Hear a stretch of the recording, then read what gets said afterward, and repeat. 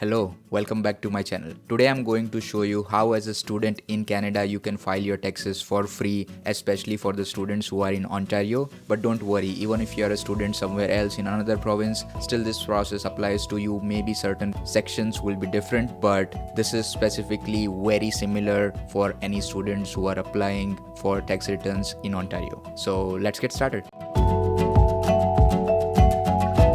First of all, you need to go to WealthSimple to file your taxes. I have been filing with Simple Taxes since more than 6 years now, and I can tell you that even when I was a student and now I am working, Simple Tax is really helpful for me. It never hurt me filing my taxes for the first time on my own, and I got all the benefits. So that's what I'm going to teach you today. So let's start. Once you sign up, just log into your WealthSimple account and click on the taxes. We will go with filing the taxes. Click on the 2022 return, but even if you are filing taxes in future, don't worry about it. The process should be very similar. I hope it is very similar. There is not a lot of change that is happening in the tax, so this should be helpful for you. Once we go into the returns, so first section here is your information where you can put your name. Make sure that your name and everything comes as similar to what you have in your student permit or your any national documents. Your social insurance number should be with you. Your date of birth. You are not deceased. Deceased means you are not dead already, so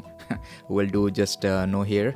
Net file access code. Now for the students who have already paid their taxes back in the years since 2020, Canadian government has created this net file access code which you need to put in here while filing your taxes. It makes things easier for them to connect your taxes over the years. So you can find this on your previous returns near the date issued at the top right of the page. But if you're filing this for the first time, and for most people I think watching this video will be filing this for the first time, so you don't have to worry about this. You don't have to fill this. Let's keep it blank. Next is the Canadian mailing address. You can provide your mailing address here. Let's talk something about the residence. In which province or territory did you live in December 31st of the previous year? So in this case, if you have changed your provinces after December 31st, don't worry about that change. If you changed your province in 2022 at some point of time, then you will have to provide the date in which you moved from one province to another. The second is your home address the same as your mailing address?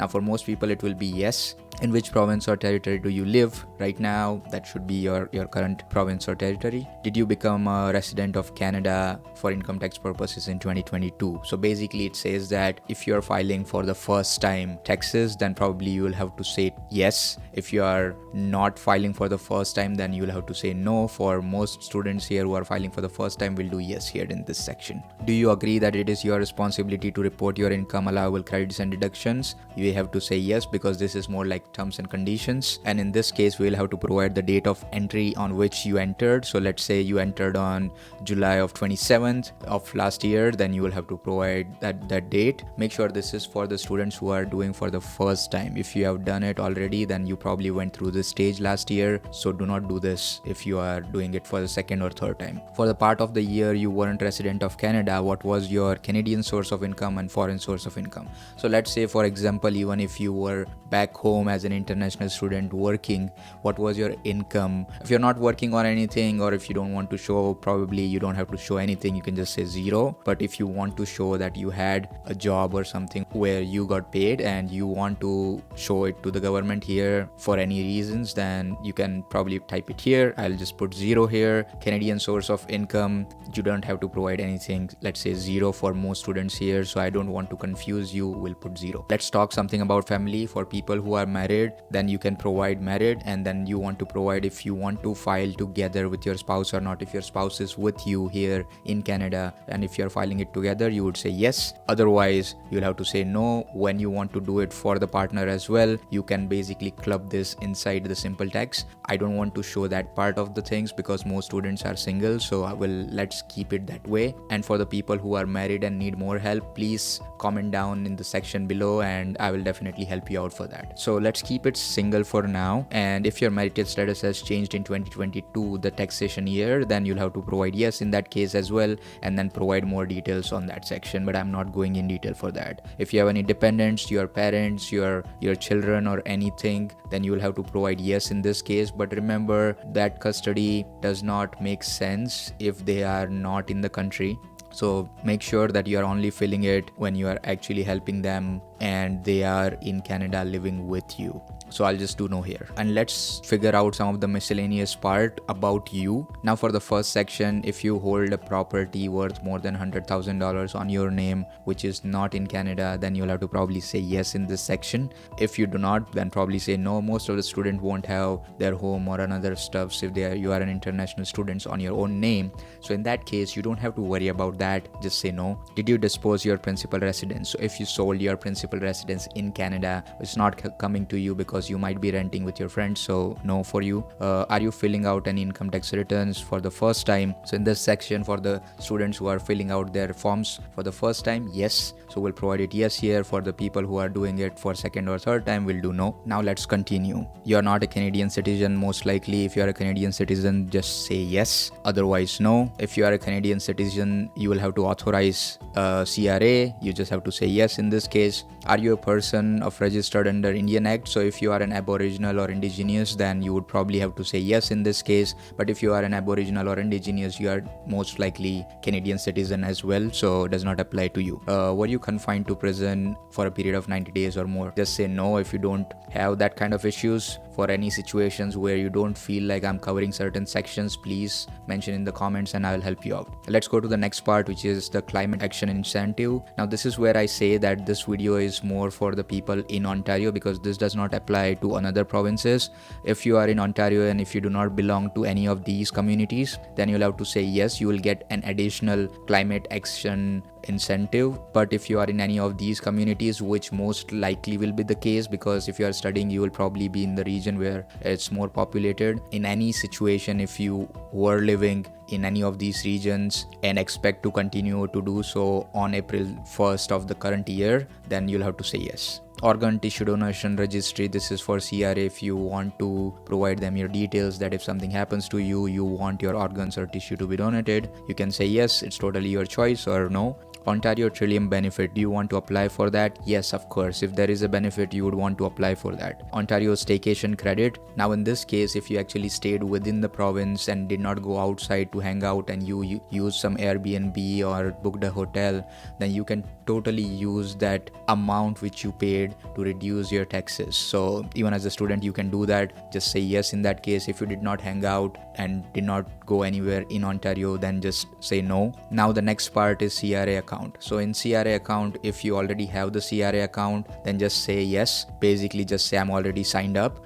If you do not have an account, you just say that, okay, I want to sign up, provide your email addresses, and you should be good, because you need to have a CRA account in future to get your tax refunds, to provide the banking details on which they will give you the refunds. Okay, now let's go to the next section where you probably need more help. This is where you actually fill out your tax information and how much you made. So I will take some time to basically give you some guide or walkthrough of all the information before we jump into filling out the details. For example, the employment section, which is important. If you did any sort of part-time job or any other jobs like side gigs in which you got your T4 form, if you haven't get anything yet, if you are working on cash, obviously you will not get anything. But if you are paid through check or through bank account payments, then you probably have paid some taxes on your income, and in that case you need to basically take that T4 form from your employer and put it here, because any taxes you paid generally as a student, you get all the money back. It's totally necessary for you to take that T4 form from your employer, because you can get up to $6,000 of tax credits, which is very average for a lot of students, and you don't want to lose that. So let's jump into the employment section. Here, two pieces of information is really important for any students, which is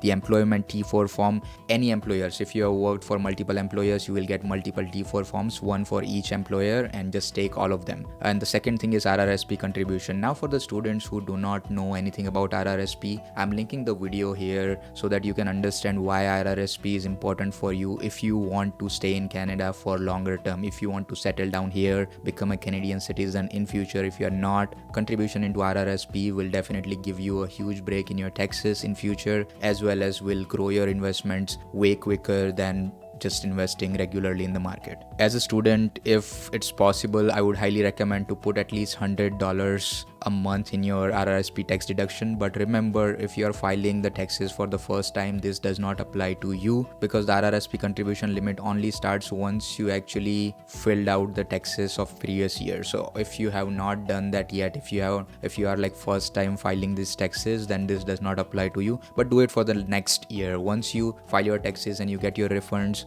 you will see that you have some RRSP contribution room being generated. Note down that number. I know that number will be bigger, so do not use that, but at least try to fill out, let's say, $100 per month in any of your RRSP account. You can also open an RRSP account with WealthSimple here. So I will not go with the RRSP contribution and deduction in this case, but if any of you are doing it and you need any further help, please let me know in the comments. Let's go to the T4 form here. Now this T4 form, if you will see, you will have a physical form which is also given by your employer. If they have given you on email, that's fine too, but it will have some similar boxes and numbers according to your form. Just make sure you are putting all the details which is there in the form with here. Most likely they would have deducted probably the CPP and EI as well. In that case, just click on these two boxes and you will find out some of the boxes which were not visible before, they are visible now. Fill out T4 form for your employers. If you have multiple employers and multiple T4 forms, just keep adding the T4 forms and fill out your T4 forms like this. So don't worry about anything. This is very easy.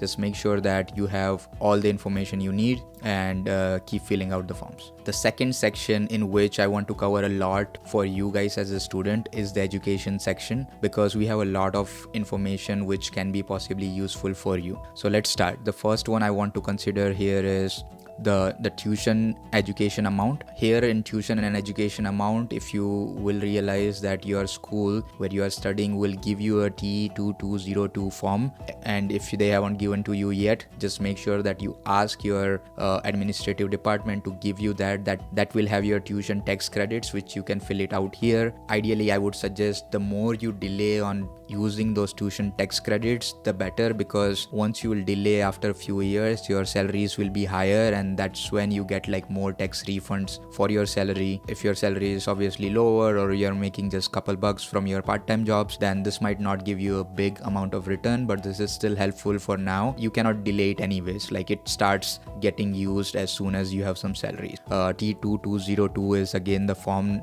name. Just get the information here. You just have to say if you were a post-secondary student in the last year, you have to say yes, because obviously you are a student right now and I'm helping you out. And then you have a T2202 form. Just provide all the details of that form, your tuition fees, if you are studying part-time or if you are studying full-time, how many months you studied. For most students, I know it will be full-time, so just say like full 12 months.